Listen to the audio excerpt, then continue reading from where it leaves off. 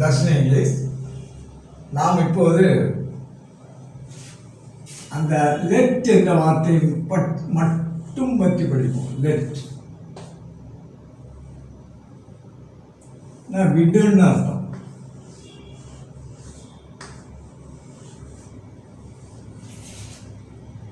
இப்போ பாருங்க, நம்ம அடிக்கடி சொல்லுவாங்களா, லெட் மீ பி ஃப்ரீ, என்ன சும்மா இருக்க விடணும். அந்த லெட் மீ பி ஃப்ரீ எப்படி வந்து பாருங்க. யூ லெட்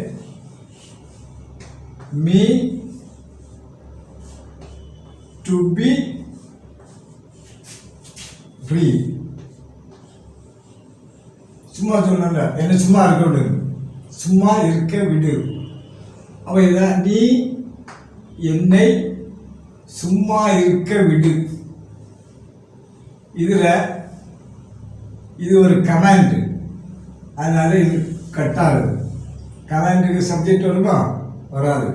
லெட்டுன்னு வார்த்தைக்கு பிறகு ட்ரூ வருமா? வராது. இந்த ரெண்டுமே கட்டாது. இப்போ பாருங்க, லெட் மீ பி ஃப்ரீ, சும்மா இருக்க விடு. அதே மாதிரி லெட் மீ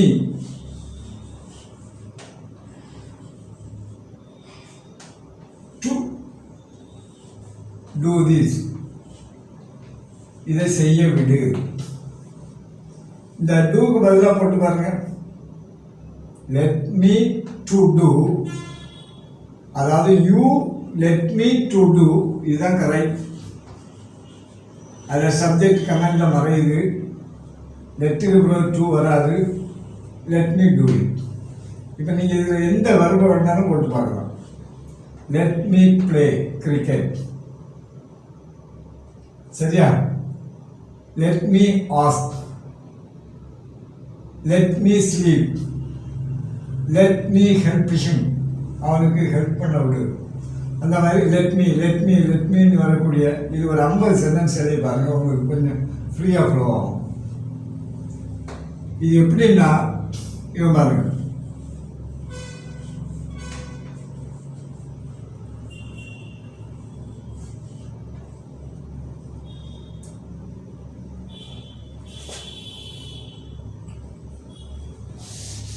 முதல்ல இருந்தே எப்படி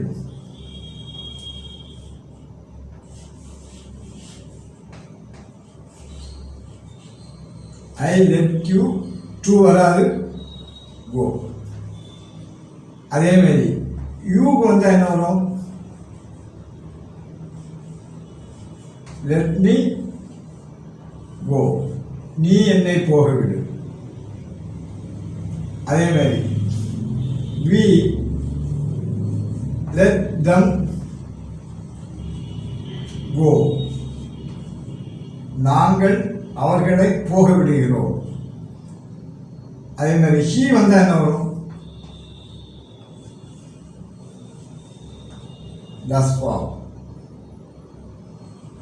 அவன் உன்னை போக விடுகிறான்.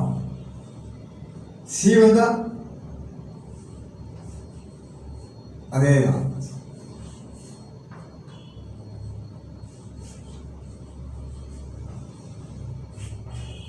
அவள் உன்னை பேச விடுகிறாள். புரியுதா?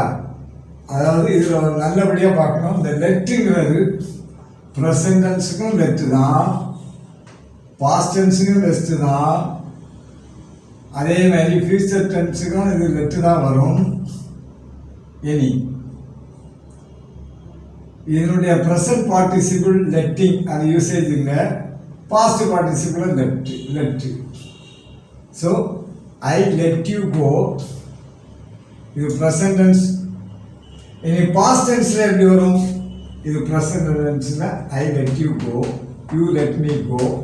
இனி பாஸ்ட் டென்ஸில் வரும்போது எல்லா சப்ஜெக்ட்டுக்குமே லெட்டு தான், எல்லா சப்ஜெக்ட்டுக்குமே லெட்டு தான் வரும். ஃபியூச்சர் டென்ஸ் வரும்போது என்ன? I shall let you go, we shall let you go. அது வில் யூ கோனாலும் வில்னாலும் தப்பு இல்லை. You will let him go, he will let him go. அதே மாதிரி தான் பாருங்க என்ன வரும்? I shall. இது பாஸ்ட் டென்ஸுக்கு இதே மாதிரி தான் வரும். ப்ரெசன்ட் டென்ஸில் இது டஸ் ஃபார்ம்.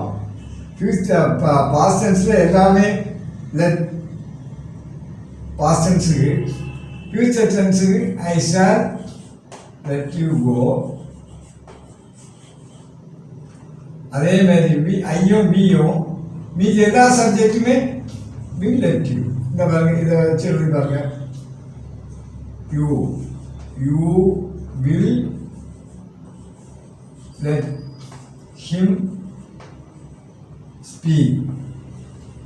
நீ அவனை பேச விடுவாய். இதான் ஆங்கிலத்தில். இனி இதை நெகட்டிவ் பாருங்க. நெகட்டிவ் பார்க்கும்போது ஐ லெட் யூங்கிறது எப்படி புரியும்?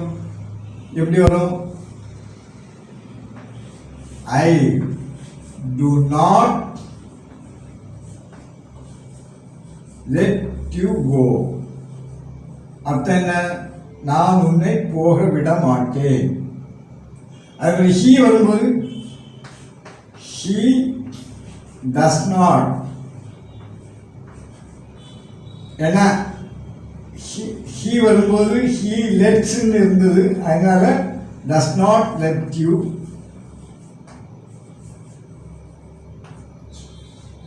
என்ன வேணாலும் போடும். அப்போ ப்ரெசன்ட் டென்ஸில் லெட்டு இதை வச்சு எழுதி பாருங்க. கொஞ்சம் பாஸ்ட் டென்ஸில் வச்சு எழுதி பாருங்க. ப்ரெசன்ட் டென்ஸில் எழுதும்போது லெட்ஸ்ன்னு தான் வரும், டஸ் form.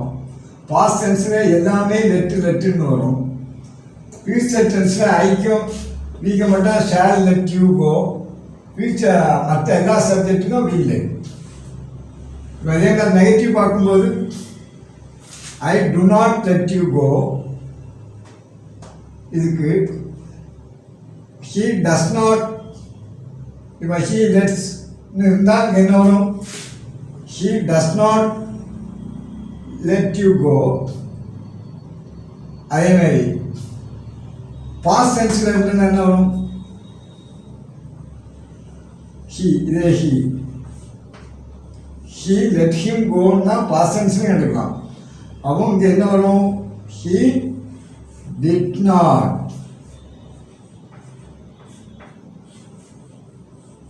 He did not let him. இதான் let you. இதே மாதிரி அப்போ நெகட்டிவ் வருதுல்ல. இதே மாதிரி கொஸ்டின் எப்படி வரும்? கொஸ்டின் வரும்போது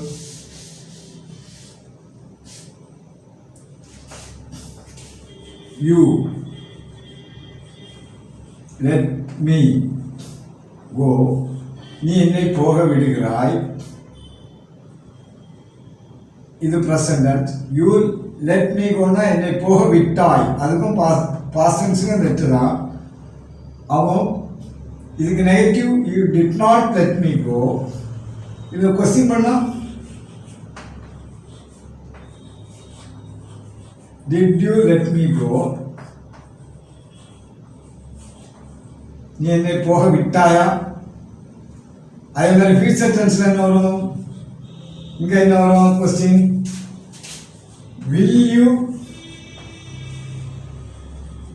let him speak.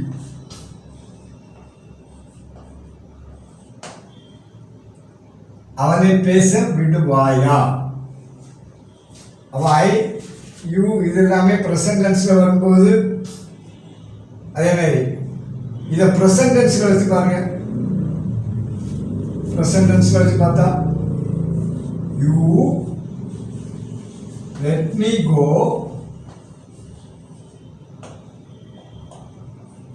To you question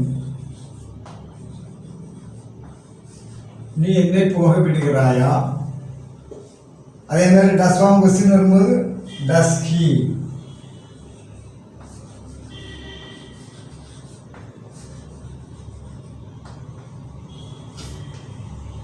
நீ அவனை போக விடுகிறாயா. இது என்னது? அப்போ இந்த வார்த்தையை வச்சு பேஸ் இதுதான். பி வர்புக்கு இப்படி வரும். அதே மாதிரி எல்லாத்துக்கும் இதே மாதிரி இது கொஞ்சம் கொஞ்சம் எழுதி பாருங்க. அதே மாதிரி மாடல் ஆக்சிலரிஸும் வரும். இப்போ பாருங்க, ஐ மே லெட் ஹிம் கோ. அதே மாதிரி you may let him go. You may let, நீ அவனை போக விடலாம். அதே மாதிரி யூ கேன்,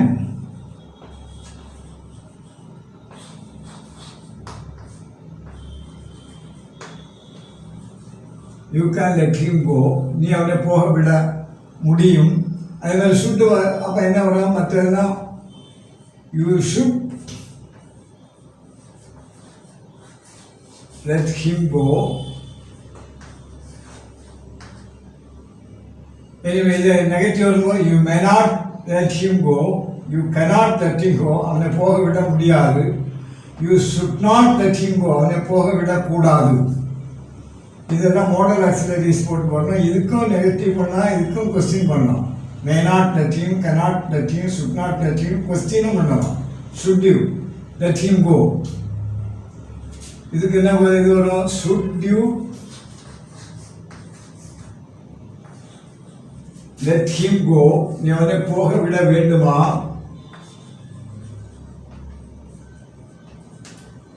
இதுக்கு பின்னாடி போடுங்க why should, why should you let him go, அவனை நீ ஏன் போக விட வேண்டும்.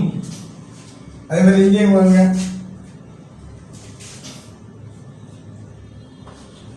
Y why did you let me go, என்ன ஏன் போக விட்டா. அதாவது ஒன்றும் இல்லை,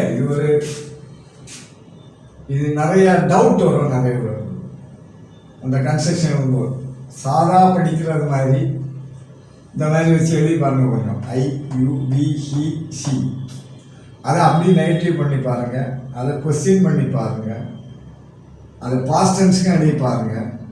பாஸ்ட் டென்ஸில் நெகட்டிவ் எழுதுங்க, கொஸ்டின் எழுதுங்க.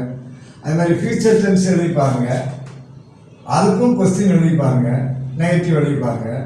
அதே மாதிரி மாடல் ஆக்சிலரிஸ் வச்சும் அது வரும். You may let him go, you can, you should, அந்த மாதிரி வரும். அதுக்கும் நெகட்டிவ் அண்ட் கொஸ்டின், அந்த மாதிரி WH கொஸ்டின். ரொம்ப யூசேஜ் இருக்காது, இருந்தாலும் அந்த லெட்டை பற்றி நம்ம தெரிஞ்சிருக்கணும். தப்பாக எதுவும் செய்யக்கூடாது. அதனால தான் அந்த இதை சொல்லியிருக்கு. இதை கொஞ்சம் ப்ராக்டிஸ் பண்ணி பாருங்கள், ரொம்ப நல்லது.